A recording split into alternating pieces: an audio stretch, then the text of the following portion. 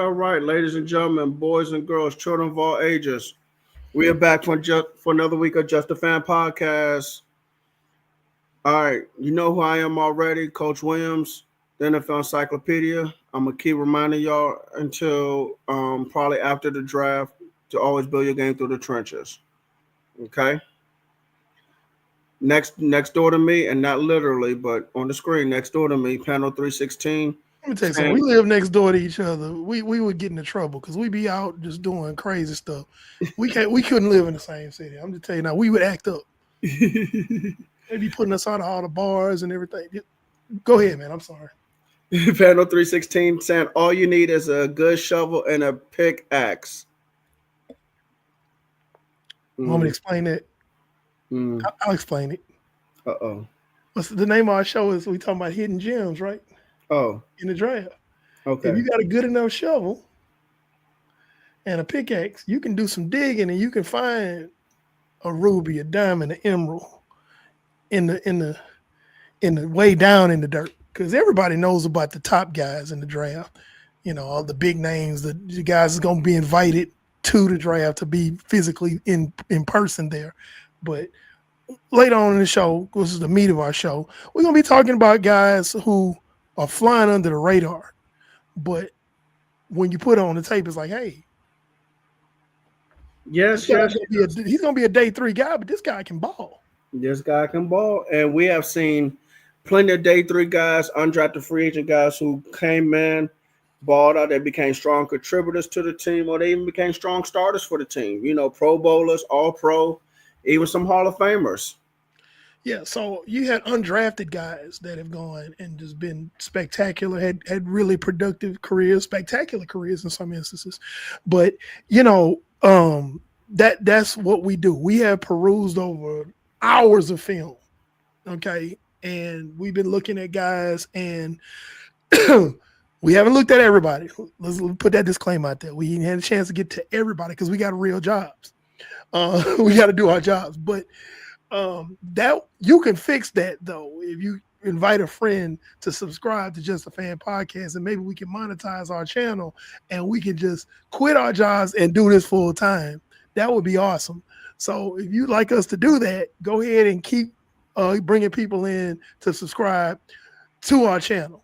But yeah, we've looked at hours of film, and we're discovering guys that are flying way under the radar. They could be late day 2, day 3, or even undrafted guys, but could be guys that could make your team's 53-man roster and be contributors down the line. But before we get to that, Brandon. Well, I tell you what, we have a guy actually coming out of college that we're kind of going to highlight a little bit tonight. Shemar Stewart. Oh, damn, we're getting right to it. I thought we were going to talk about, okay.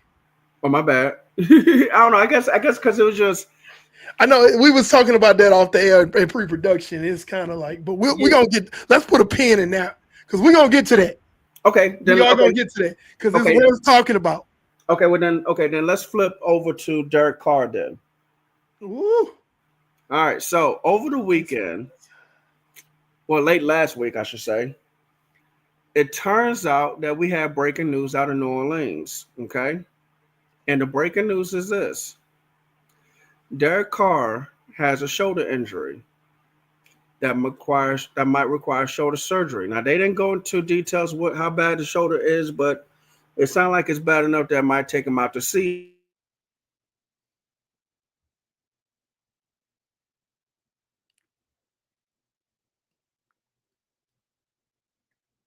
Did we just lose the feed? Brandon, you there?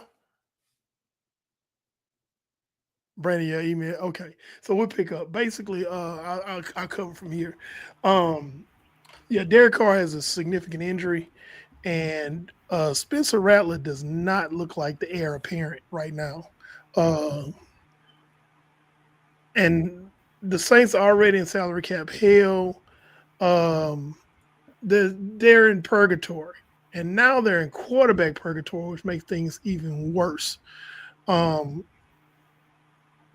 Seeing that bears relevance to the draft show.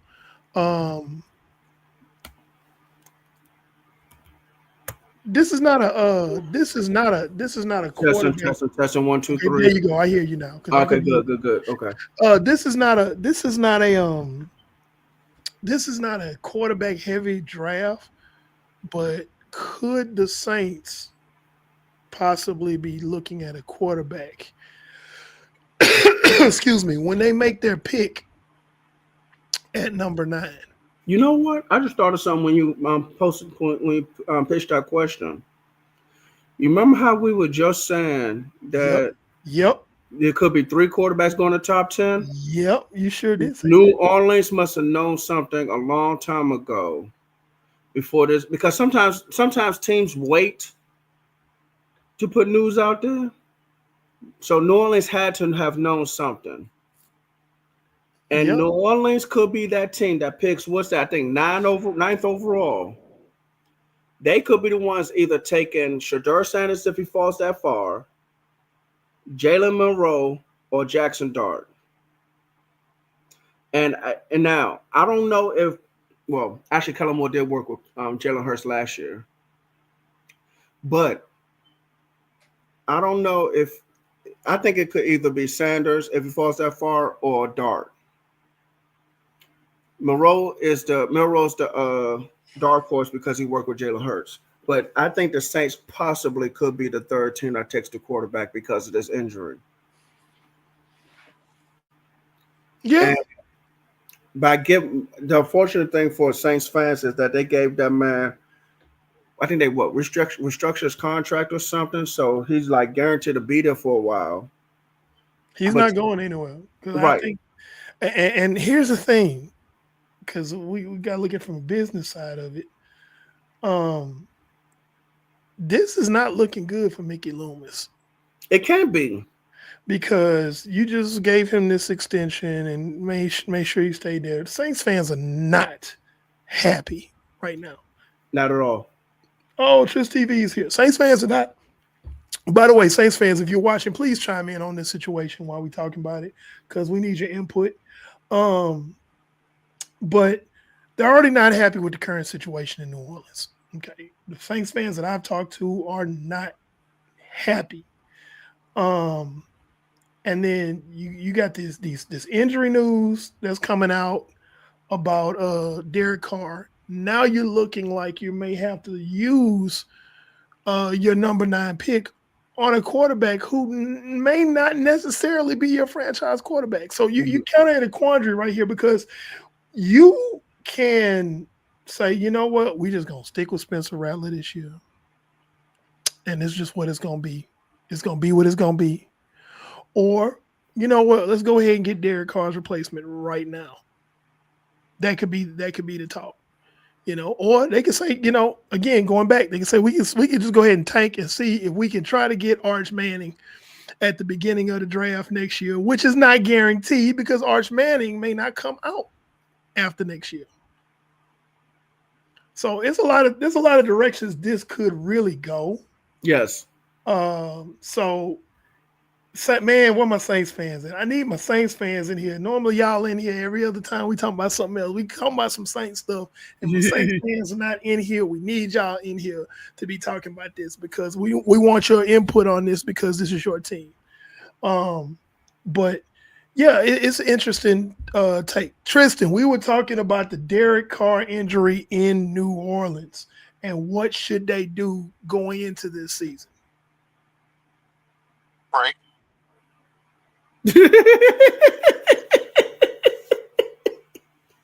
I mean, he ain't lying. Talk to the good Lord.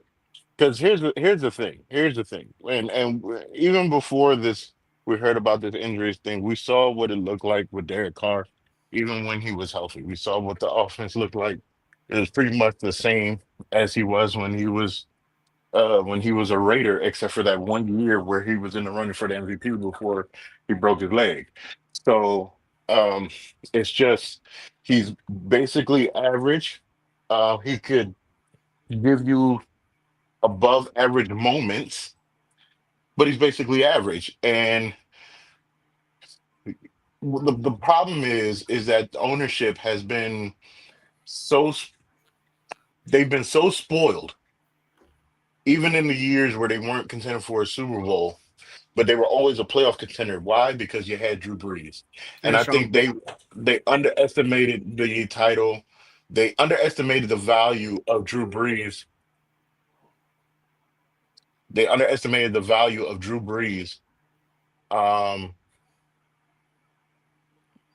And it's to and they underestimated Drew Brees in regards to the team. I think there was a part of them because people got to remember, understand, Drew Brees was drafted by the Chargers. Drew mhm. Brees didn't look like Drew Brees with the Chargers. Then had a chance to go to Miami. We all know what happened with that, and then he just ended up with the Saints. I think there was which always was a part of fortuitous. exactly. I think, in my honest opinion, in my humble opinion, I think that the Saints, I think Saints ownership always kind of felt like, as much as they love Drew Brees, I'm not saying they didn't, but I think they feel like that Drew Brees benefited more playing for the Saints than the Saints benefited getting Drew Brees. And now they're kind of seeing, oh, wait, Drew Brees really covered a lot of warts that we possibly had on this team because you didn't have to be aggressive in the draft, because you didn't have to go hard and get top tier talent at the wide receiver position. Drew Brees made all those people. People forget about Marcus Colston. People forget what Jimmy Graham looked like after he left New Orleans. Okay, people forget what happened with what's the latest old boy? Not Olave. What's old boy name Michael that took Thomas, Michael Thomas. Robert People Meacham. people forget what these players were without Drew Brees. So Mhm. now you're in a place where you thought you could just plug another QB in here because your team was pretty much still there and you thought the wheels was going to keep turning, and that's not the case. They took him for granted. Every franchise outside, for whatever reason, outside of the Green Bay Packers, every franchise that goes away from a Hall of Fame quarterback has to then find another quarterback before they're relevant again. Which is There- difficult. It is It's difficult and it's difficult. difficult to find. Look at the Pittsburgh Steelers. They're a perfect example. Look at the Colts. It ain't been right since what they did with Andrew Luck. It ain't been right. And even then, they got Andrew Luck off of luck, no pun intended, because Peyton Manning, had a bad neck and they didn't want to take a chance and re-sign Peyton Manning. It's hard to recover from a Hall of Fame player at the quarterback position. And they underestimated that. V- And now they're in this conundrum that they're in now, where Very rarely. yeah, Yeah. it's very rare. And so now, and the reason why I said pray is because there's an outside chance that Shador Sanders could possibly fall to number 9. And I've been one to say that the Saints is one of those teams that Shador can come in and help it change rather quickly. Playing in a dome, you having an offensive mind like Kellen Moore that when Kellen Moore was at Boise kind of plays to the similar style that Shador plays. Shador's a little more explosive than him, but plays in that similar range about timing, anticipation, Mm-hmm. Mm-hmm. pre-reads. That's Mm-hmm. Kellen Moore's wheelhouse. Mm-hmm. So if Shador was somehow to fall to number 9, now I ain't trying to take up the whole time. I'm just trying to, y'all know I'm a quarterback guy. I'm just trying to get it all out. Hey, listen. We're glad you're on when it comes to talking quarterbacks. So if Shador can be at 9, that would be a saving grace for New Orleans Saints because I think if I had to pick, if you asked me to pick a quarterback to pair with Kellen Moore, it would be Shador Sanders. I agree. And that's why I said before. That's why I said before you got on T. I was like, look, it could be Shador Sanders.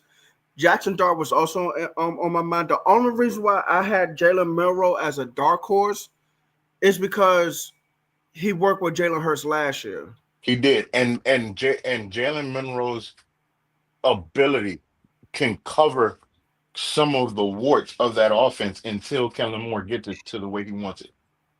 I got a point of order on that. And you guys may not agree with me on this, Sure, listen. but I think Brandon will. I don't know Tristan, but you're the quarterback guy. I think Sure. Jalen Milroe in anywhere in the first 32 picks is a reach. Oh no, I absolutely agree. I The think fact, he's immensely physically gifted, but I yes, think he's raw as all get out as he far as the pro game would be concerned. I think he he could develop into something special. But you have to make sure you develop him, though. That's and, he and is that's he yeah, he's Anthony Richardson 2.0. And that's not saying it almost that's not saying it like a compliment. It's really saying he is athletically he might be a little more athletically gifted than Anthony Richardson, but the same rawness is there. And if you try to, that's why I was so nervous when they said that the draft invited him to the green room, which means there's something that his agent heard, and it's something that the NFL aficionados heard, that there's a chance that he's either going to get picked in the first round straight out, or that somebody's going to trade back into the first round to go get him. And that is problematic. Could he be the top of the second? Sure. Being able to be on a team where he could sit behind a veteran and learn for 1 2 years, it's a absolutely. reach. You give him a you get yeah, you can still call it reach, but I'll take if you say he's going to get drafted in the second round, I'll take it depending on the team. Because if you're saying he's going to get the Jordan Love treatment where he's sitting for 2 3 years, I'll take that because you got to teach him how to play quarterback. I love what Mark Schlereth said, and I'm not going to dig too deep into it because I know we're going to have a quarterback segment. I love what Mark Schlereth said, a clip that was out there that he said he's so tired of the NFL getting this wrong when it comes to these kids playing quarterback because all they're looking at is who was the best athlete. And he said 9 times out of 10, these guys are the best athletes on the field with the ball in their hand, but they don't know the art of playing quarterback. They And don't. you They draft these don't. guys because they're so athletic gifted. He said, I don't care if they could throw a ball 100 yards. I don't care if they can run a 4.3. When I put them out there, and if Spags is the Defensive uh coordinator on yeah, opposing team. if he's designing his defense to fool you, can he read it pre and post to be able to react and know where to go? The only person that I'm confident that he, when I say plug in and play, is Shador Sanders. Yeah. He's the only one that can I can put him in there and he can understand what's happening. Cam Ward, to a lesser degree, he can do it to a lesser degree, but I think he's reckless. The thing with Cam Ward is that Cam Ward could do the same thing Shador does, but Cam Ward is very reckless with his athletic ability. He believes he can make every throw. He believes he can run every run, and that's what's going to get him in trouble. Not that he can't read it, he just thinks he's better than what he sees. That's what will get him in trouble. But it'll also make him great. So if you're Tennessee and you might take Cam Ward number one, you're cool with that. But again, like I said, just to stay on topic, if I'm the Saints with this situation, I'm praying Shador falls. I'm praying the Giants don't get him because what just came out a couple hours ago was that Shador Sanders was holding another private workout for the Giants on Yep. Thursday, Yep. which means that the Giants are intrigued enough to possibly take him at number three. Because all is saying that Travis Hunter or Abdul Carter will be taken by the Browns at number two. Ladies and gentlemen, Trist TV, the quarterback whisperer. This is why we love having him on here, especially when it comes to quarterbacks. I mean, other stuff too, but quarterbacks, yeah, he knows his stuff. All right, moving on. So now we're gonna go here. This whole thing with players being more athletic than the way they test coming out of college and this kind of goes back to how Tristan and Eric was talking about Jalen Milroe a little bit. Teams are choosing athleticism over what they should be, what they can do, or what they couldn't do in college. Shamar Stewart is an athletic freak coming out of Texas A&M. Okay, he's 6'5", 265, something like that. Ran a 4.59. To be exact. Huh? 267 to be exact. Okay, 267. Ran a 4.59 40. Can jump out the gymnasium. But his sack production, and not just sack production, because just production period.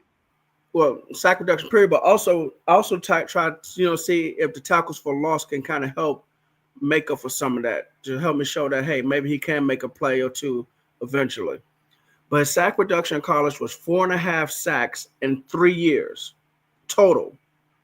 3 years total, he had 4.5 sacks, and 4.5 sacks. In 3 years total, he only had 11 tackles for a loss. So a lot of production is not there. And it's not like he went up against a team that runs the Wildcat offense. I mean, not Wildcat offense, the wing T offense, the flex bone offense, the triple option offense, all that stuff. He was in the SEC going up against teams that can literally throw the football around the yard. So I'm sure you had tons of pass rush opportunities. But to come out with 4.5 sacks to me is very, very concerning. Only in 3 years. Gentlemen, what do y'all think about this guy, Shamar Stewart, and should he be a first-round pick? I say no. Ooh, let me go. But Pando, go ahead. So people get caught up a lot. They get caught up a lot with combine and pro day numbers. They get so spellbound by the underwear Olympics that they kind of just forget, what does this guy's film look like? What is his production, at this point? What has he done in his collegiate career? And a lot of times they get so caught up in that they forget about the other stuff. And this is a prime example with Stewart out of Texas A&M. This is how it should be when you're scouting players. The combine and their pro days should be icing on the cake, the punctuation at the end of the sentence. What do I mean? What I'm saying is that you put on film of this guy, any guy, not just him, but you put on film of a player, and he's like eating it up. He's balling out. Okay, cool. The combine should just be, let's get his measurables to get confirmation to go along with what we see on the tape. The combine workouts, the pro day workouts should never, ever, ever trump the film. And bottom line, if you got a guy who's only produced 4.5 sacks in 3 years of football in the SEC, I don't care what his combine numbers are. Do you know how many players in the history of this league who have had just amazing combines and turned out to be busts? The number's infinite. Oh, yeah, of course. The number's infinite.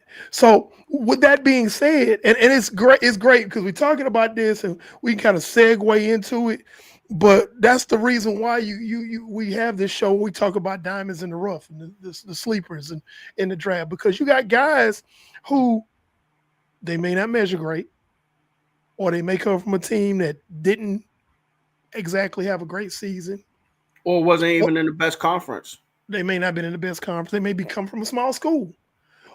They could be overshadowed by another guy that is, on a team that plays a similar position. So they don't get the attention because this guy's over here getting all the attention. But when you put on the film, it's like, whoa, hey, this guy can play. And this guy may not even gotten invited to the combine. He may have just had his pro day. But the numbers that they put up may not be impressive. It's like, okay, that's kind of pedestrian. That's kind of mad. It's kind of middle of the road. But then you put on the film and it's like, That's what this show is about tonight, ladies and gentlemen. We not finna sit up here and talk about the Mason Grahams and the Cam Wards and the Will Johnsons and the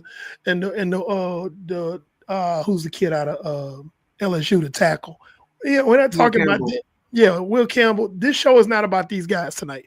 This show is about these guys that we're going to be looking at that could potentially be drafted as early as the late day 2 or sometime during day 3, or maybe not even at all and be undrafted free agents. So that's we've been kind of putting together a list. I have some names. This is not everybody. Brandon has some names, and we're gonna talk about some of these players.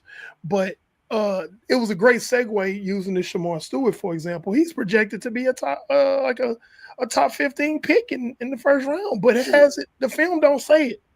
It's just the combine numbers, and it's gonna be some GM that's gonna reach for him, as always. And that's what happens every year. Every year in the draft, someone reaches like Plastic Man or Stretch Armstrong. Stretch Armstrong, man, Mr. Fantastic.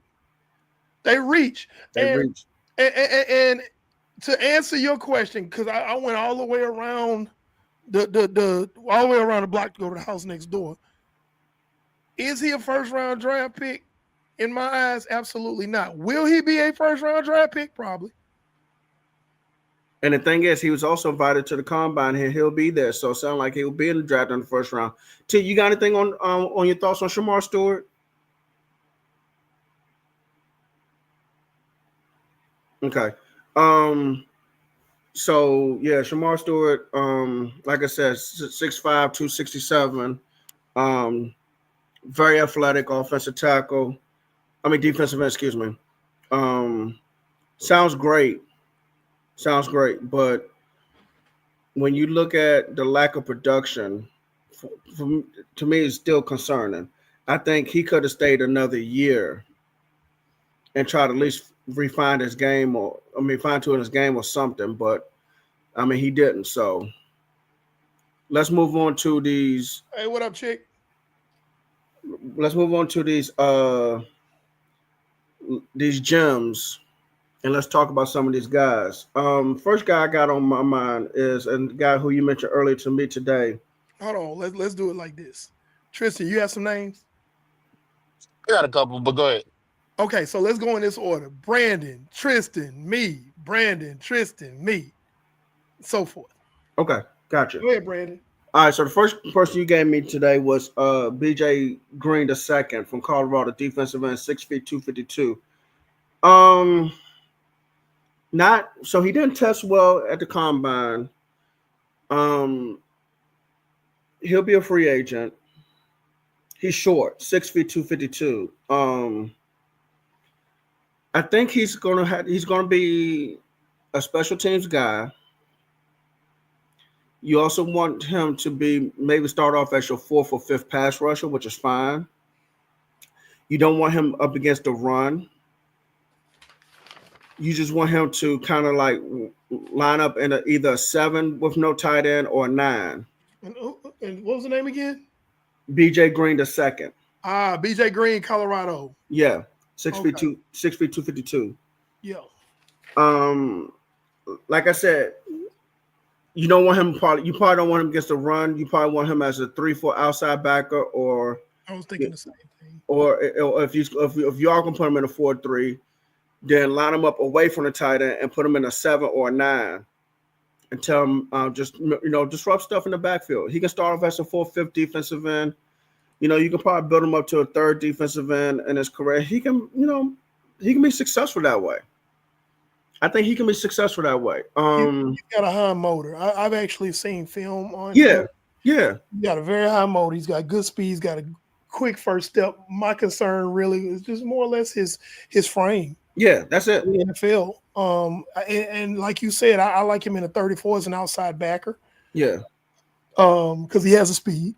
And you can start him off on special teams because I saw him block a punt. I was like, okay, you come out there and block a punt. So, you're not afraid to do work on special teams. Let's get this guy. And actually, Now, I don't know if there's going to be a bidding war for him. If there's a bidding war, you might want to take him in the mid to late seventh round so that way you have him on your team and say, look, we're not going to worry about, bidding for you. We'll take you now. I was just about to ask you that question. It's like, where do you see him going? Because I'm not a front seven guy. I didn't study front seven this year. That's all Brandon. Right. But I did stumble upon his film, and I know where I see him. So I just wanted to see if we line up with this. Brandon, where do you have him going? Well, like I said, I mean, listen, honestly, I'm not because I'm arrogant. If I'm arrogant, so be it. I'm not afraid to take someone like him mid to late fifth round to the sixth round. Okay, I'm not afraid to do that because I develop you and I know exactly how to use you and stuff.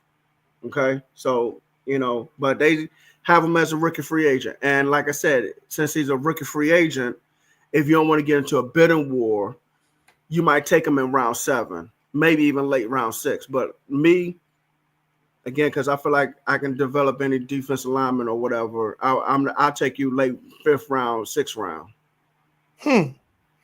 That's to me, that's a little bit of a reach. You think so? Yeah, and we'll see where he falls. Let's because what we definitely want to do is we want to go ahead and keep these names and like see where they fall after the draft is over, after everything's said and done. But I have BJ Green, Colorado, defensive end or edge. Okay. But I see him going 7th round and possibly undrafted, but he'd be a priority free agent. Oh, yeah, of course, a priority free agent, yeah. As soon as the last name is called in the draft, if his name is not called, his phone is going to be ringing. Somebody's going to be inviting him to their camp to compete. And I think he has a decent chance of making somebody's 53. I think so, too. I really think so, too. You got to know how to use them. All right, Tristan, let's move on. Who you got? Benjamin Morrison, the corner from Notre Dame. I think I know he's coming off of hip surgery, but man, I watched him because I'm a big Ryan Clark fan, so I was watching Ryan Clark's son. But he was somebody that was a baller in that secondary for Notre Dame that actually got a lot of notoriety on their way. I mean, I know they got exposed, but they were doing some really good things in the season, and I think he's someone that could potentially be CB2. I think he could be CB1 because his man cover skills are very good. I just don't think he gets talked about so much because there's so many corners in this draft class. I was going to get to that. Yeah, go ahead. But he's someone I think could be very good. Now I know a lot of people want to see how he is with the hip. That's a major thing for a corner. But if he's all healthy and he gets a little stronger, then yeah, watch out for him. Okay, so here's my thing, because I'm the guy that basically studies wide receivers and DBs, so I've seen Benjamin Morrison. I have him kind of high. You got your Travis Hunter, you got your Will Johnson, you got your Jahdae Barron, possibly a Shavon Revel, and then Benjamin Morrison. He's like maybe my 5th or 6th corner. So I'm thinking day 2. Maybe early 3rd round, mid 2nd. That's where I got him. I'm a little higher on him than you are if you're saying he's a sleeper, because to me, 2nd round ain't a sleeper. Well, I dub him as a sleeper only because his name, I don't hear his name talked about so much. So I think with you doing your deep dive of it, I think you're right. I think he'd be an awesome high 2nd round pick. But because I really only heard Johnson and Travis Hunter. I really haven't heard too many. Well, that 3rd guy you mentioned, but I haven't heard too many others. But this dude was a baller in the playoffs. Yeah, I like him. I've kind of, now to be fair, I do have a bias against Notre Dame corners. I don't know where it comes from, but Notre Dame corners for some reason just don't jump off the screen at me. That being said, Ben Morrison is I think he could be a quality starter for some team, especially if it's a cornerback hungry team that's desperate, he could break into the lineup his rookie season and maybe even be a starter by his second or third season. So I'm a little higher on him. Like I don't see him getting out of day two. At the worst, he's at the bottom of day two. At worst. Maybe the injury concerns might do something, you know, it might have something to do with it. Plus, like you said, Tristan, it's a very deep corner draft. It is. So I get that. So we don't see where he falls. All right, is it my turn? Yes, it is. And just real quick to piggyback off the whole deep corner thing, man. You know, it all depends on when they start a run on corners. Do they start a run on corners in the first round somewhere? Do they start? Everybody starts, yeah. You start to run on corners in second round. When they start doing those runs, that's when, you know. But if they don't do a run on corners, yeah, man, he can probably fall. I just realized I accidentally cut my camera off. Okay. So yeah, I just realized I did that. I saw that, but I was just like, well, maybe he had to do something. No, I was looking down at my notes, and I guess I clicked my mouse or something. I don't know. Anyway, I'm back. Panel 316. All right. So I have a big list, and I'm going to just start at the top of it and just let it come back around to me. But here's one for you. Marcus Harris, cornerback, Cal. Okay. He's a phenomenal tackler. He's got great late hands like a receiver. What I mean by late hands, it could be a blessing and a curse, because late hands against strong receivers with strong hands, he's going to allow to catch. But if you got those receivers that kind of let the ball drop in their hands, he's going to knock it out their hands. Like, he waits till the receiver contacts the ball and he punches it out. Okay. Swats it away. I see where you're going for this. Because someone like Des Bryant used to go for the football. Yeah. So if you got a receiver, if that ball gets to him and he snatches it, you know, Marcus may not be able to knock that out. But the receivers that just kind of let their hands catch the ball instead of, you know, those kind of guys he can match up against and break up stuff all day. If you look at his film, it's like he's like, okay, I'm tracking the ball, I'm tracking, it hits his hand, boom, knock it out. PBU. You know, a lot of his PBUs are like that. He has excellent ball skills as far as when he's playing the ball in the air to make an interception. He can really thrive well, I think, in a three in a cover three zone, because he knows how to fly up and make tackles like on the perimeter. And here's the thing: he's got a 4.45 40 with a 1.5 10-yard split, so he's really quick. So he on his film, he looks like he can probably maybe play a little slot. So he's, again, when we talk about DBs, along with your best ability is availability, your next best ability is versatility. So here's a guy who basically, I believe, can go and play outside and maybe slide into the slot if you need him to. So I really like him. He's kind of being overshadowed by the other corner from Cal, Noel Williams. Noel Williams, for some reason, is getting all the love from California. He is like the guy in California coming out of Cal. I should say coming out of Cal.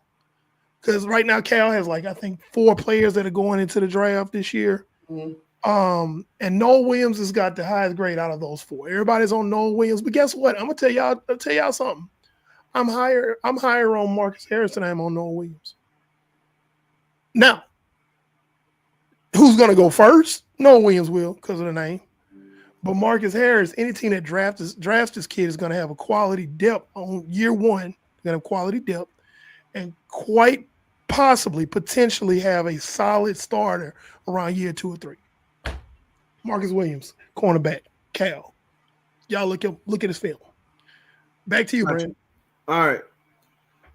Linebacker, Demetrius Knight, South Carolina. Good linebacker. 1-year starter. Mike linebacker, green dot guy. Since he's only a 1-year starter, I wish he kind of stayed for another year for more development and maybe get drafted higher than what he probably end up being. I have a late 3-4 on him, grade on him. So round 3 to round 4. Yeah. Okay. Um, Oh, I'm sorry, not to cut you off, Brandon. Marcus Harris, I have him. He's projected round 5 to 6. okay. Where would you take him? I wouldn't reach for him. I think Okay. if he falls, just to be safe, I take him in the 4th. If I really liked him, like if I'm a GM, seen his film, I met with him, so on and so forth, and I really like him, just to be safe, to make sure nobody else that likes him grabs him before me, I take him in the 4th. Okay. Yeah. Go ahead, Demetrius Knight. Let's get it. Yeah, Demetrius Knight. So, like I said, I have a late 3rd. So, again, I wish he'd have stayed another year just for more development. Because I think when you get developed more, you can go higher. Okay. But like I said, I take him in the 4th. He can start off on special teams and work his way to a starter.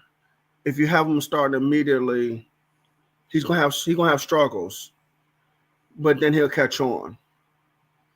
So that's why I say I take him late 3rd, where they have some of those compensatory picks, or just go 4th round. Okay.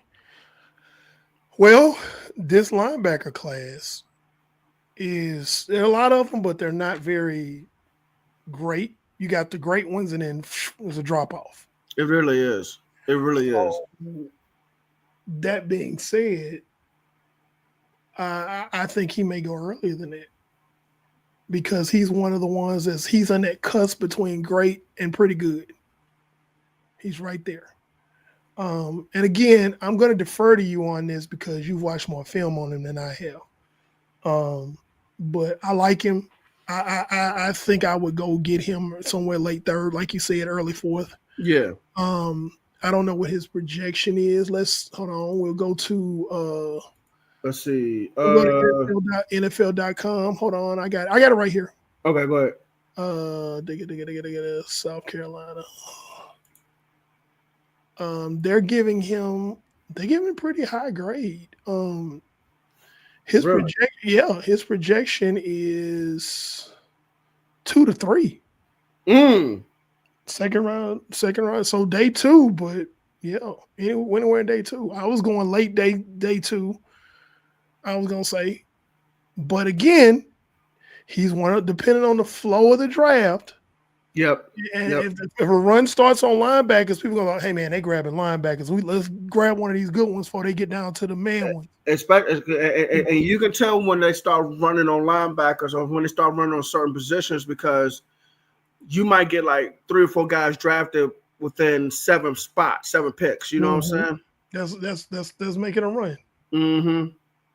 Yeah, that's definitely making a run. So, NFL.com has him pretty high. Okay. I don't have him as high, but I understand why they have him that high, because of the demand on that position. Yeah. All right, Tristan.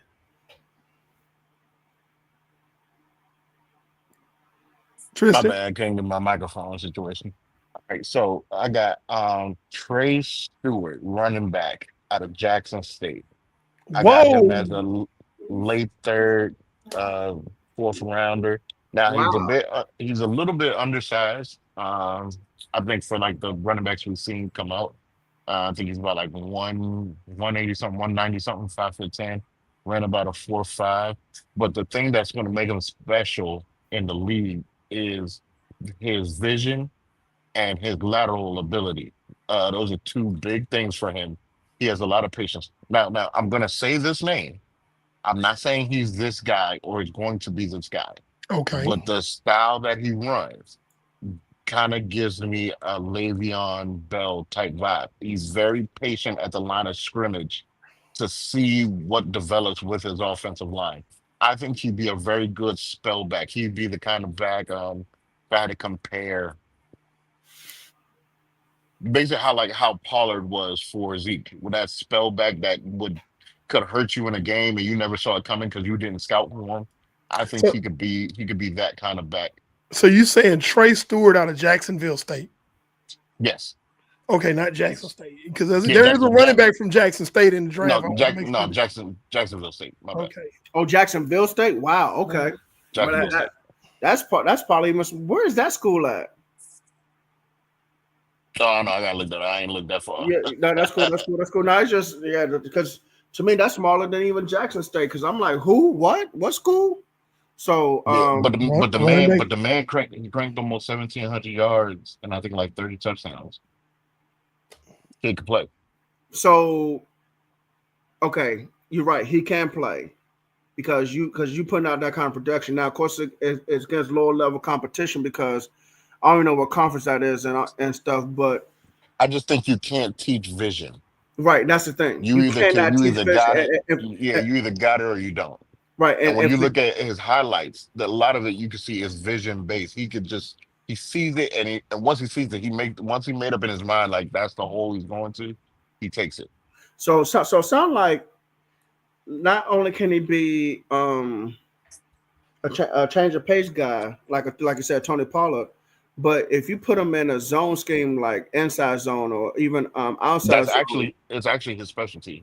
yeah, Zone. because he would because he won't have no problems going I think it's what bang, bounce, and some other thing that starts with letter B when it comes to football terminology and which hole you're trying to hit.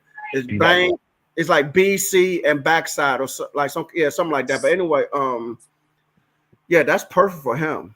If you're a zone heavy team, yeah, I would definitely draft him. What round did you say you take him, or what round? I would say depending on the team, but I would probably say in general probably mid-third, or maybe mid-third, early fourth round.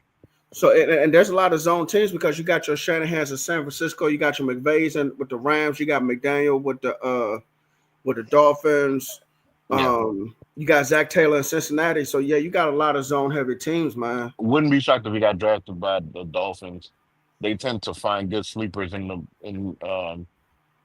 to say it's in Florida. I want to say it's somewhere in Florida. I wouldn't be surprised if San Francisco try to take them. If it's a guy like that, he's gonna basically be a undrafted guy because that's you think so? He's gonna be undrafted or very late. That low? Man, yeah, if he's around, because again, there may be a team that might reach for him. I don't know. But you know, though, only because he went to a small school, he probably will. And that's why. And that's Jacksonville State. You're right. Mm-hmm. No, you're right. I give you and that. The thing, it's in Alabama, and the fact that he could catch the ball too, but because of the scheme that they ran, he didn't get a lot of options of being able to be a pass catcher, but he can. That's a hell of a find. I ain't gonna lie. That's pretty good. Hey man, y'all told me to do my homework. I did my homework. Yeah, that's pretty good, man. I'm not gonna lie. That was a good one. Yeah, all man. Right. All right, my turn. I'm gonna go to the offensive side of the ball. I got some defensive guys, I got some offensive guys. Okay. Mac Delana, wide receiver, Fresno State. Okay. Okay, he gives me Puka Nacua vibes. What up, Titus? Man, you needed to be in here early. We was talking about the Saints, man. You coming here all late and everything, man. We needed a Saints fan coming here and give their opinion. You all late. You done missed it. Anyway, I'm fussing at Titus. But anyway, he gives me Puka Nacua vibes. He somehow, some way, when you put on the film, finds a way to get open. I don't care what happens. He finds a way to get open. He is uncanny about that. And in his pro day, he clocked like a low end. He clocked like a 4.3, and he has a 4.1 short show. So he wasn't even invited to the combine. The concern is that he's 5'11", 180. So he's kind of small. Now, But 180 for 5'11 is not bad. you know what though? Let me say something about that. He can gain 5 or 10 pounds just having off Yeah. season peanut butter next year. Yeah, and see, that's the thing. Like this is a guy that I see as a project, but he can contribute in certain situations. He may not be a full-time starter his first season, his rookie season, but you can see him be a contributor. He finds a way to get open. You know what? He runs his deep routes really well. Uh-huh. He has great footwork on the short routes. He has very good hands. Despite his size, he's not a bad contested catcher, even though he's just 5'11", 180. But he is low key. Put the film on. He gives me Puka Nacua vibes because Puka, as much as I hate the damn Rams, Puka is he's kind of a oh man, how do I explain it? He finds a way to get open. Same thing. Like no matter what the route is, somehow, some way, like how the heck did Puka get open like that? That's kind of what I see when I see Magdalena from Fresno State. And I think he's going to be a steal. I think quite possibly he could be another day 3, top of day 3. Okay, so like round 4. Yeah, round 4. But that's because he's not going to come in right away and just take over. Now I could be wrong. He go to somebody camp and act a plumb fool and supplant somebody. I don't know. But you know what though? It sounds like right now he can start off as, the second slot guy behind another slot player. And if you run like 10 personnel, he'll be the 4th receiver coming out there. And that's the thing. He can play outside or the slot. Now, I see him as a slot receiver in the NFL, but in a pinch, he can go outside. No, and that's fine. That's fine. But what I'm saying is, and if you come out 10 personnel, he'll be that 4th receiver. He'll be that second slot guy, and you have to defend him. And because you probably got some 4th string corner or some overhang player who can deal with him, he'll be dangerous. He could potentially be dangerous as a 4th receiver starting off, and then probably build his way more so into those 11 personnel packages as the main slot receiver. Yeah, but we could be wrong. Like this guy could come in day 1, and I mean, who saw Puka Nacua do what he did his rookie season? I didn't see it coming. I heard some good things coming out about him when he came out of college, but I definitely didn't see that instant impact like that. Yeah, so I really like this guy, and I would love for my team to get him, but I don't know what's going to happen. But all these guys I'm talking about, if my team somehow wind up with these guys that's on my list, I'd be like, yo, especially if you talking about day 3 value or post day 3, post draft. So yeah, but back to you. I guess we could do what, 2 more each? That's cool. Yeah. Teddy Buchanan, the linebacker you talking about coming out of California. Yes. I didn't know he used to play quarterback. Football IQ. There you go. He played quarterback. Now he's a linebacker. But again, 1-year starter. And again, I wish players would just stay just another year if you have the eligibility, just stay another year so you get more development and possibly get drafted higher. But good linebacker. I'll take him in the 5th round. Start off with special teams and stuff, just develop him, man. If you have a good linebackers coach who can develop him and teach him reads and stuff, because like you said, high football acumen, he can be a potential starter down the road, probably year 2, definitely year 3. Yeah, I like him. A little film I saw him. The NFL Network has him. Again, day 3, round 5 or 6. Mm-hmm. But He's got good modern linebacker size, 6'2", 233. Because nowadays, if you over 240 and you a linebacker, you too big. Yeah, I know. That's what's crazy. Now you think about the 90s on back, linebackers are all 250. You're right, they were 250. You know, but nowadays you got to be so fast because there's so much passing going on in the NFL. You got to be able to cover that space. You got to be able to cover your half, especially if you're in a nickel and it's two linebackers on the field. Both of y'all got to go ahead and cover the everything from the curl slant zone all the way over to the sideline and the flat. Yep. You got to go get all of that. You got to not to mention you just got to be able to change direction, period, because linebacker is that position where, like you said, you got to cover in zone. And if you have the speed and the fluidity to do it, you got to cover a man. But also, at times you got to blitz. So you got to come forward one play, go backwards the next play. Sometimes they might even mug you at the line of scrimmage, which means they put you at the line of scrimmage in front of one of these offensive linemen. And they might even tell you to go ahead and get after the quarterback, whether it's just going straight, try to get through the offensive lineman, or they might put you on a slant, some kind of twist game with some other guys up front, or they may just have you bail back out all the way into some kind of zone coverage, into that hook curl area. So it's a lot. It's a lot for a linebacker. You got to definitely be able to change direction. You got to be able to get out of dodge. And at 250, you can't do that. Now, you find a guy that's 250 that can do that, you looking at a first rounder. Like, he 250, but can still cover all that ground. Hey, man, that's impressive. Hey, look. Levon Kirkland would not be able to fit in today's NFL. No. Levon Kirkland would be a down lineman or edge rusher in today's NFL. And that's not saying he's sorry, but like in today's NFL, they probably have him with his hand in the dirt on the edge. Yeah. Probably. All right, Tristan, who you got? Now you going like this, man.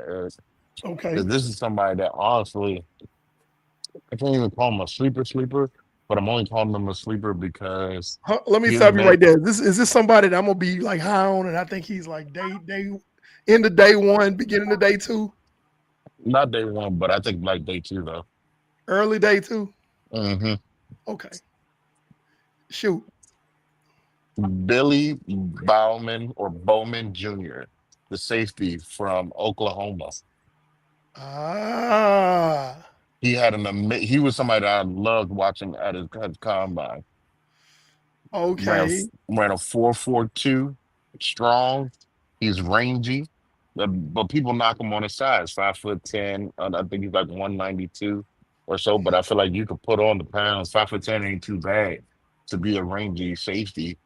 But playmaking ability, I remember watching some film on him in Oklahoma. Playmaking ability, he's got an eye for the ball, a violent hitter. I mean, they got him predicted like a late third round, but I'm like, he could be a late second. He could easily be a late second, just out of versatility. So this is one of those guys that honestly that I'm in agreement. I like him early. I like him early day two. They have a couple of guys ahead of him that I'm not quite sure that they're better than him. Like Lathan Ransom and Kevin Winston. Those guys that are rated higher than Billy Bowman. But you spot on, Tristan. I really like this guy. I think he's he could possibly be a starter for the end of his rookie season, depending on the team he's at. But on the team, yep. Now, he has the versatility. Now, let me say something, because when you said his height and weight, and you said his speed. Now, I'm not saying he's going to be this football player. Okay, let me say this again. I'm not saying he's going to be this football player, but when I look at it, I'm seeing Ed Reed at 5'11", 201 pounds. Now, you said this kid weighs how much? 5'10", 192. 192. So he can put on the 10 pounds, and he's already faster than Ed Reed. Now, again, I'm not saying he's Ed Reed, but I'm just looking at possibly the body frame and I'm saying he can put on 10 pounds and he's faster than what Ed Reed was clockwise. And maybe, like you said, he can be a starter later on this year, depending on the team. Would I be wrong? No, it wouldn't. That's not a far-fetched projection. I understand that would. I wouldn't sit up there and say that it would definitely happen, but saying that it would, not saying that it would happen is, not out of the realm of possibility. That makes sense. Right. It makes sense. It makes sense. It definitely makes sense. Yeah, I like them a lot, and I agree with you, Eric. I'm like some of the safeties that I saw that they projected in front of him. I'm like, I'm not going to say that they're better. And there's no reflection on them because I like those guys too. Oh, it's a great safety class. Yeah, the safety class is better than it has been in a couple of years because in past years, at 4.42, yeah, he does have range. Tristan, Titus, yeah. He said, "Does he have range?" Yeah, at that speed, yeah, the range he can get out of Dodge. That's right. And then, but getting back to my initial point, that 10-yard split is impressive too. He has cornerback 10-yard split, cornerback ability. 1.5, yeah, that's cornerback level split. But he's violent. And he's extremely violent. So, but the safety class, is better because there's more variety in that safety class. I'll put it like that. In past years, there's been a crap ton of just box guys. That's all they're going to be able to do is just play in the box, and then they don't have that versatility. This year, you got more guys who have the ability to do a lot of different things in this safety class. And that's a great segue because I'm going back to the defensive side of the ball. And I want to talk about Tommy McCormick out of Idaho. Okay. Ooh. Yeah. Tommy McCormick is not rated very high, but that's because he came out of Idaho. Yeah. Let's just be real. He came out of Idaho. That's why they not really high on him. We talk about safeties that are versatile, like a box guy that can still play the deep middle, or a really good corner that can play in the slot and play deep middle, and sometimes jump in the box like a John A. Barron. But his versatility swings the other way. If you watch the film, he is a really fast linebacker. That's what he is. That's what you did tell me about him. Yeah. When he get there, you gonna know he there. That's the best way I can put it. It ain't gonna be no, hey, did somebody just try to tackle me? No, it ain't gonna be that. It's gonna be, good Lord, where's my face? I gotta pick it back up off the ground. Wasn't invited to the combine, but 6 foot, 210 pounds. What I see him as a box safety on running downs, and on passing downs, I see him as a dime linebacker. Take all your linebackers off the field, have him play linebacker in a dime. That's what I see. Can go from the center of the field between the hashes all the way out to the sideline like that. When he gets there, he's a sure tackler. Sometimes he's gonna deliver a thump. Sometimes he's gonna deliver. Sometimes he's gonna wrap up. But you're not getting away. Sometimes he's gonna give you both. He's gonna thump and wrap you. He's gonna pop and bang you. But this guy, I think he might go undrafted. Like for example, pro football. We do our mock draft. Pro Football Network. He's not even on the safety list. Wow. They don't even have him listed. Yeah, I mean, a bazillion safeties on this list, available safeties when you go to do your mock draft, and he's nowhere on this list. Tommy McCormick, write that down, folks. If your team gets him, he'll probably be undrafted, but he's got that dog in him that makes him work, that makes me believe that if he doesn't get injured, he's going to make your 53. He's going to be a special teams contributor early on. And then once he gets his feet under him and gets used to the pro game, because he came from a small school, you're gonna have a heck of a football player for 4 years. And you decide if you want to renew him, it ain't gonna cost you that much, unless he just decides to lose his doggone mind, because that could happen too. If he decided to lose his mind and just play out of this world, then no, it's just gonna cost you. but yeah, I really like this Tommy McCormick kid. When I say under the radar, I'm talking about he flying 2 inches from the ground. That's how under the radar he is. I stumbled on his film. It wasn't even like, hey, there's a list of safeties. No, it was like, you know how you on YouTube and you're looking at something and they say, who is this kid? You know, got the suggestions on the side. That's what it was like. It's like, who is this guy? Let me click on this right quick. Oh, wow. That's what I was doing. Okay. Then I was kind of sideways and then I turned. I'm like, now I'm in the screen like this, watching like, okay. So, yeah, Tommy McCormick. Back to you, Brandon. All right. I got myself a 3rd round lock at nose tackle. All right. And you probably watch him a lot, Eric, because you live in the state of Texas. Oh, I know where you're going. He's a Longhorn. Mm-hmm. Name is Alfred Collins, nose tackle, 6'6", 332. Should definitely be a 3rd round lock, nose tackle.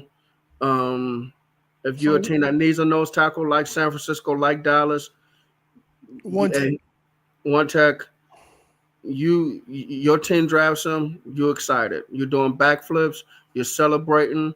Eric is going to have himself some brisket and some beer. Tristan is going to be dancing with his family, and I'll do the Macarena or whatever. But exactly. So all I got to say is, you take out for Collins, 1 tech, nose tackles, 6'6", 332 out of Texas in the 3rd round. You need to be doing. You need to be celebrating. I don't care if it's your birthday or not. Whatever. So go celebrate. Go do something. So they have him, Pro Football Network, 1, 2, 3, 4, 5, 6, 7, 8th best interior defensive lineman. 8th. Yeah, he'll probably be a 3rd round lock. And I agree with you for the simple fact that this is a deep defensive tackle class. Plus he's, even though it's a deep defensive tackle class, it's the fact that he's more of a 1 versus a 3. Mm-hmm. If he was a 3, he'd probably go 2nd round. But because he's a 1, he'll probably go 3rd round. NFL Network hasn't projected as a 2nd rounder. Yeah, and I'm not afraid to take him 2nd round. Again, me being defensive line coach, front 7 guy, I'm not afraid to take him 2nd round. Especially if you got a need. Yeah. When you're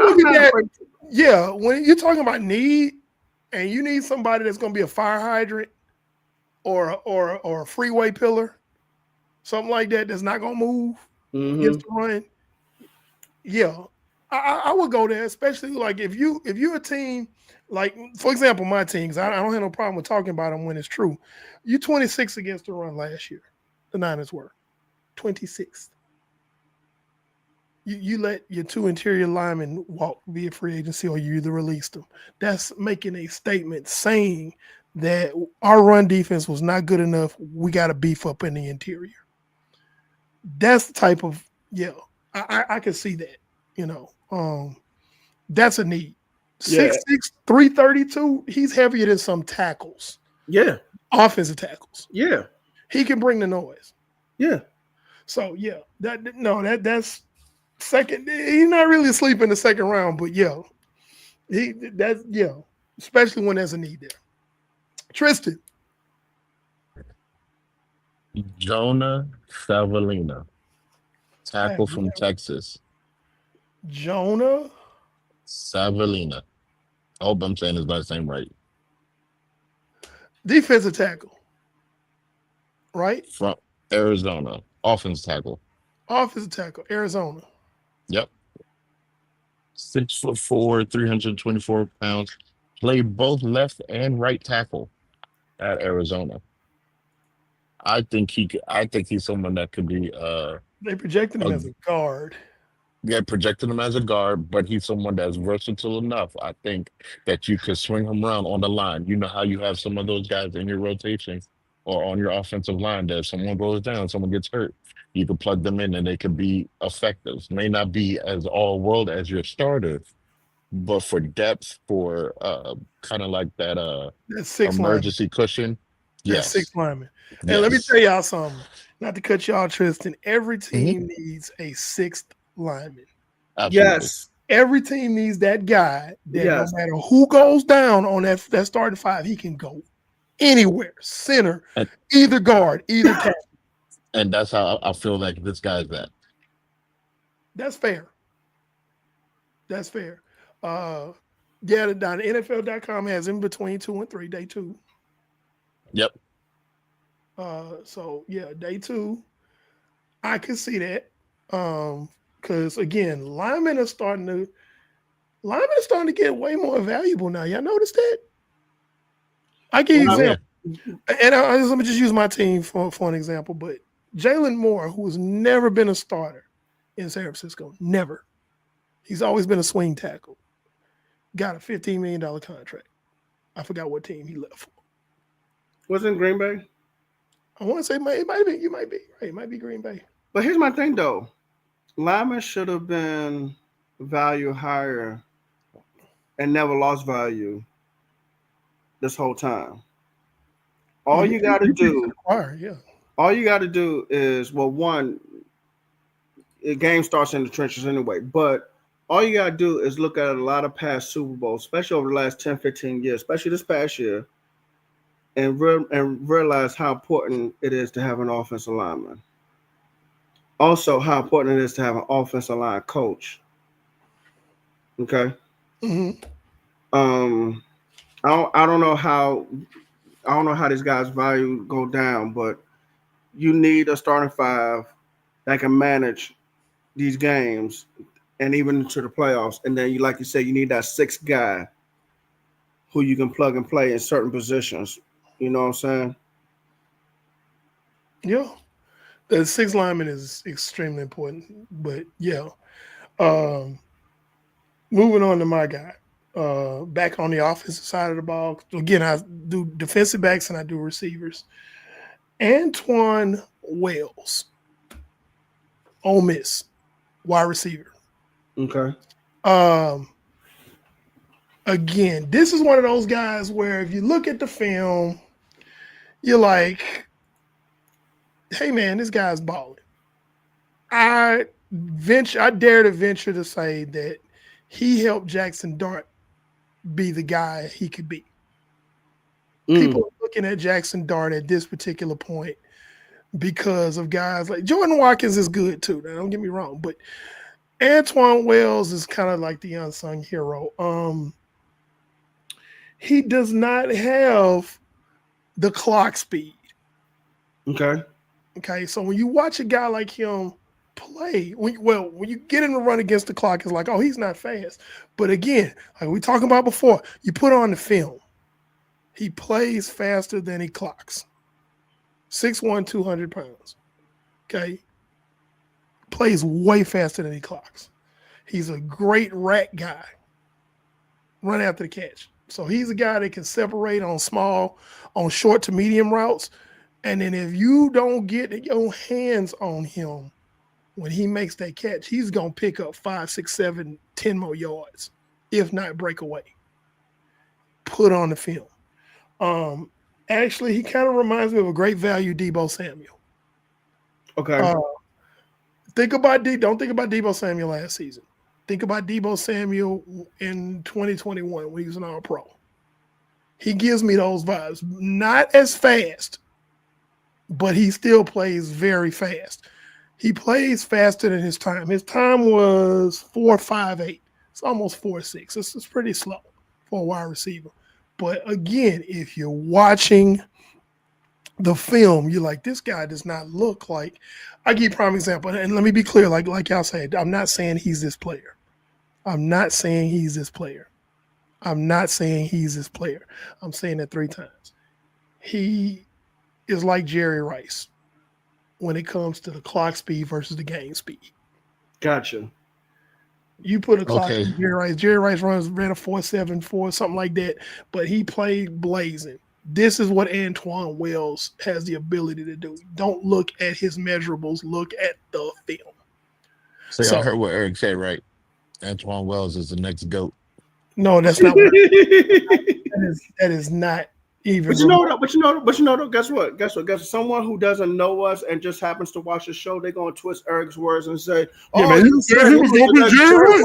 Rice," and blah blah blah blah blah blah blah. I'm gonna be like, no, you mental midget. I didn't say that. And the thing is, y'all better be careful too, because Jerry Rice is a former 49er and Eric is a 49ers fan. So he said Yeah, he ain't gonna say that lightly. right. If Eric had said a wide receiver was the next Jerry Rice, he wouldn't be talking about him in this show as a hidden gem. He'd have talked about him in last week's show. This if I say That's a somebody guaranteed first round pick.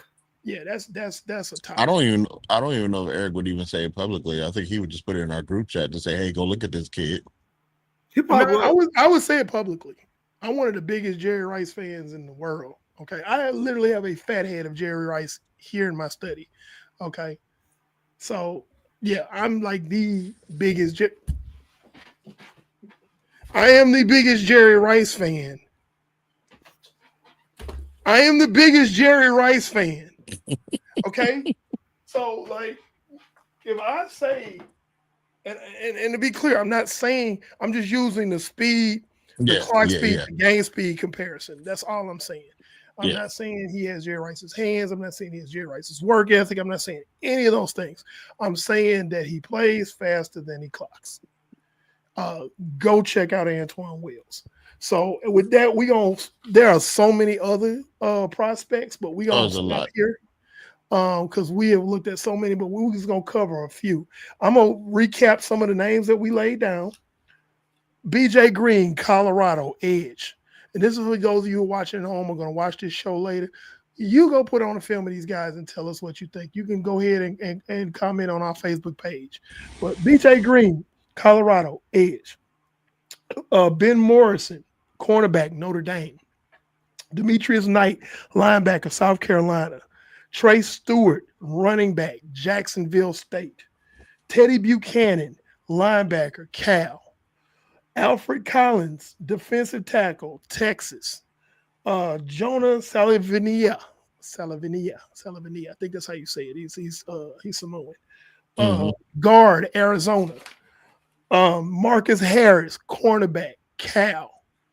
Tommy McCormick, safety / linebacker. I still say I'd have him playing some linebacker in dime situations. Idaho. Antoine Wells, wide receiver, Ole Miss. And Mac Delina, wide receiver, Fresno State. There's a bunch of other names we could go through and everything. If you like us to talk about a guy that you think could be a diamond in the rough, you could hit us up on our Facebook page or any of our social media platforms, and we might be able to comment about it on another show because we got plenty of time. Well, not a whole lot of time before the draft, but we can still talk about these guys.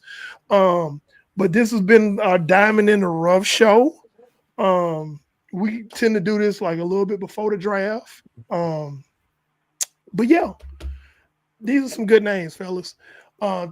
Guys, thanks for tuning in. Titus, you need to tune in earlier because we were talking about the Saints and we needed your opinion and you came in all late and everything. I know you're working on that album, dog. I know. See, I said it right when you put it up there. I know you're working on the album. But yeah. Oh yeah, go out and buy Titus Ross's album. He's working on his third album. Look up Titus Ross. Yeah, Titus. I believe you're on Spotify and what else? Titus, let us know right quick before we sign off. We'll give you a shout on Apple Music too. Apple Music, yeah. So Titus Ross, phenomenal musician. Tristan and myself's fraternity brother, outstanding musician. But go and check out his album, his third one, and go back and check out his first two. Go get them too. Yeah. Let's talk about the calendar going forward before we sign off. Brandon, you got it. You're that administrative one. All right. So, and Todd just letting us know he's just about everything. So, we are closing out the show, but before we close out the show, don't forget at some point, right before the season starts, for 8 weeks, we are going to be covering division by division. Okay, if you want, we cover, like I said, all 8 divisions. If you think you can represent your team and want to be a guest on our show, hit us up on Facebook and let us know that you would like to be on our show to represent your team. So if you are a Chargers fan and you want to be part of the AFC West show, let us know. We will find out how good you are and everything. Don't be sitting here saying Justin Herbert is the next Joe Montana. If you say that, then we're not going to have you on the show. Please be reasonable with your takes, okay? Now, if you sit here and say Justin Herbert still has room to improve and I like the Chargers' chances to be maybe the second best team in the division, or maybe even the first best team in the division, and you give us some good reasons why, then we won't mind having you on the show, okay? So, again, we'll be doing this for 8 weeks. We'll cover all 8 divisions. And so, yeah, hit us up, let us know. Next week, we will be doing our second annual mock draft 1 point only. We don't do 3 and 4 and all that. 1 point only. You're gonna get one mock draft from us. And not only that, it's the first round only. So we're not doing round 2, 3, 4, 5, 6, 7. We'd be all night. No. Right. We ain't got time. Okay. You don't have time either. Like I know a lot of y'all know. So thank y'all for those of y'all that tune in and watch our whole show. Thank you so much. Yeah, but no one has time for 7 rounds of a mock draft. No. So yes, that'll be 1 point only because that will be the last show before the draft. And then draft night, which is the 24th, if I'm not mistaken, because now today's over with, and now we have 9 more days until the draft. We will be having our live show. And now remember, I know we start at 9:15 usually, but because the draft starts at 8 o'clock Eastern, we'll be on. We'll probably get on, maybe a few minutes before the draft starts so we can start talking or whatever. But anyway, just catch us draft night and we'll talk about the players. Watch us. I know everybody's used to watch ESPN, NFL Network and stuff. I know I'm babbling. Sorry.